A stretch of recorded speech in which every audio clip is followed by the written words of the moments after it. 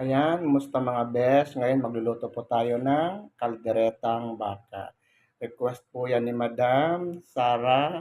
At iyan po ang ating mga ingredients para sa ating lulutuing kaldereta.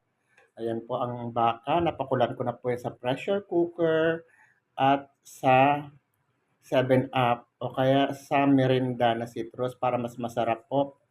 Ayan, para mas masarap siya ang lasa niya. Napakulan, malambot na po siya. Ito yung ating patatas, ito ang ating mga ingredients. Ito po yung ating